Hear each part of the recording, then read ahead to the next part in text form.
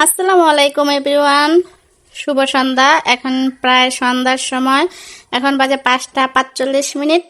Video তৈরি করতেছি। অনেকদিন হয় ব্লগ দিতে পারতেছি না, কারণ প্রচুর বৃষ্টির মধ্যে দরজা জানালা সবকিছু বন্ধ করে রান্না করতে হয় কিচেনে। আর বৃষ্টির জন্য তাড়াতাড়ি করে রান্না করে চলে আসছি, সেজন্য কিছুই শেয়ার করতে পারি না। যাই হোক, আজকে তোমাদের সাথে শেয়ার করব এই বৃষ্টিতে, একটানা বৃষ্টির কারণে আমার বাড়ির অবস্থা কি হয়েছে, আর কোনটা আমার বাড়ি, আমার বাড়ির সীমানা, আমার বাড়িতে কি কি গাছ আছে, আর কি কি সবজি আছে, সবকিছু আজকে টু জেড তোমাদের সাথে শেয়ার করতে চলে এসেছি। এই যে দেখতে পাচ্ছ, এইটা হচ্ছে আমার বাড়ির উঠান। আমি এখন চলে যাব জঙ্গলে। কথায় আছে জঙ্গলই মঙ্গল। এখন তোমাদের সাথে মঙ্গল কোন জায়গায় আছে আমার সেটা দেখাবো। আর ওই যে ইট দিয়ে টানা দেখতেছো, ওইটা হচ্ছে আমার বাড়ির বাউন্ডার। আচ্ছা, যাই হোক, এটা হচ্ছে 12 মাসি আম গাছ। এই সময় গাছে আম থাকা মাশাআল্লাহ, কি বলবো। এখন কিন্তু বৃষ্টি হলো, অনেকটা গরম লাগে, আর কাঁচা আমের টক বা ভর্তা সব ধরনের রেসিপি তৈরি করতে পারি। এই যে ইট দেখতেছো, এটা হচ্ছে বাড়ির সীমানা যে ইট দিয়ে কি জানি বাউন্ডারি করে না কি বলে, যাই হোক ওইটা করা। আর এটা হচ্ছে 12 মাসি আম গাছ। এই আম গাছটা আমার অনেক শখের। এই গাছে অনেকগুলো আম আছে, প্রায় 7-8টার মতো আম আছে। এক তো ভিডিও করার কারণ হচ্ছে আমি যাতে আমগুলো দেখেও রাখতে পারি, তোমাদেরকেও দেখাতে পারি। দেখো, এখানে 3টা আম আছে, এর আগে 2টা আম দেখছো, কিন্তু সমস্যা হচ্ছে কালো যে পিঁপড়া না, সেই পিঁপড়ায় আমার আমগুলো নষ্ট করে ফেলে। তো সেজন্য বেশি বড় হতে পারে না। ওই আমের যে আটি ওই সাইডে বোটা থাকে, ওইগুলাই নষ্ট করে ফেলে পিঁপড়া। তা যাই হোক, এই গাছটা হচ্ছে, দেখো নিচ থেকে তোমাদেরকে দেখাচ্ছি। এই গাছের বয়স হচ্ছে 3 বছর। 3 বছর প্রথম যখন এই গাছটা রোপণ করা হয়েছে, তখন মনে করছিলাম যে মনে হয় না যে এই গাছে আমটাম ধরবো। তো অনেক ডালা কাটার ইচ্ছা ছিল, কেমন মাকড়সা বাসা করে, মানে কালো পিঁপড়া বাসা করে। তো এতটুকু বড় হয়েছে। আর দেখো মেঘলা আকাশ, কিছুক্ষণ পর পর রৌদ্র, কিছুক্ষণ পর পর বৃষ্টি, কিন্তু প্রচুর গরম, বুঝি না। যাই হোক, এটা হচ্ছে আতা ফল গাছ। এটার বয়সও 3 বছর। সেম একই নার্সারি থেকে একই সময় একই দিন সবগুলা গাছ রোপণ করা হয়েছে। যতগুলা গাছ দেখাবো, এটারও বয়স 3 বছর, কিন্তু এটাতে ফুল আসে, ফল হয় না। তো দেখো, এখানে পর গাছটা বলে না, যে অন্য গাছ এসে এই গাছগুলোতে যে বৃষ্টিতে পরিষ্কার না করার কারণে এরকম হয়েছে। আর সবচেয়ে সুন্দর সুবাস হচ্ছে এই গাছটি। এই হচ্ছে তুলসী পাতা। ঠান্ডার জন্য জানো, তুলসী পাতা ঔষধি গাছ, তো এই জন্য বাড়িতে ঔষধি গাছ রাখা হয়েছে।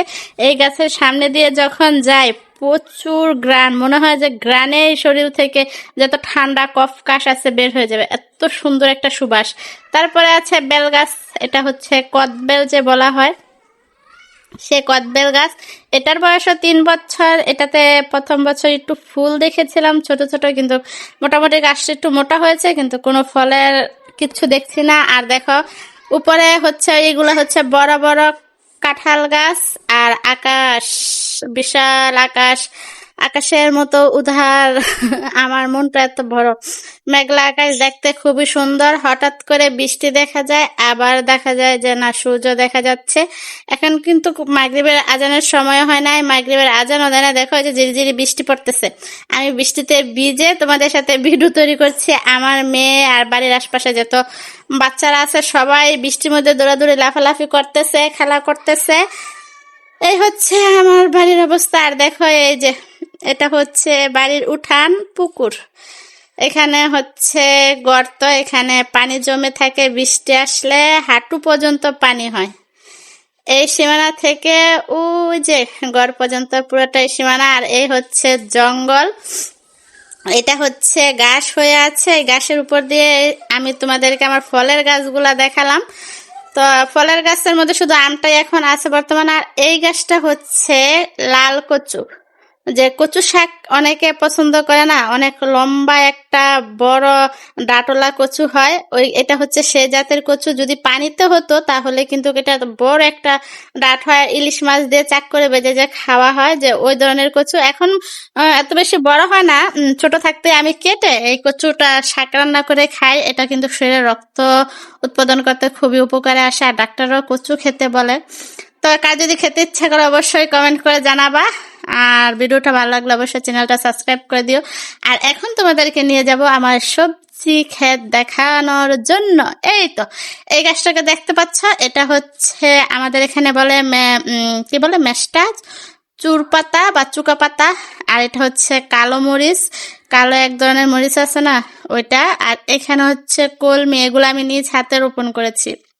আমি জানতাম না এগুলো কিভাবে রোপণ করে, তো মাটি উপর না করে গাঁথা করে করে দানা দিয়ে দিয়েছিলাম ভিতরে, তারপরে এমনটা হয়েছে। আর দেখতে পাচ্ছি এখানে অনেকগুলা গাছ আছে, আর কলমি শাকটাই বেশি এখানে। আর সিম চারা রোপণ করা হয়েছে, এখনো পর্যন্ত সিম গাছ বড় হয়নি, বড় হলে অবশ্যই তোমাদের সাথে শেয়ার করবো। আর প্রচুর বৃষ্টি নেমে যাচ্ছে, আমার মোবাইল ভিজে যাচ্ছে। দেখো আকাশের অবস্থাটা কত সুন্দর। তো সবার মনটা আকাশের মতো বড় করলে অবশ্যই ভিডিওটা ভালো লাগলে চ্যানেলটা সাবস্ক্রাইব করে দিবে। আর তোমাদেরকে অসংখ্য ধন্যবাদ যারা আমার পুরো ব্লগটা দেখলে ধৈর্য সহকারে, আর অন্তরের অন্তর থেকে ভালোবাসা। যারা এখনো সাবস্ক্রাইব করনি প্লিজ দয়া করে সাবস্ক্রাইব করে দিও। আবার দেখা হবে নতুন ভিডিওতে। ধন্যবাদ সবাইকে।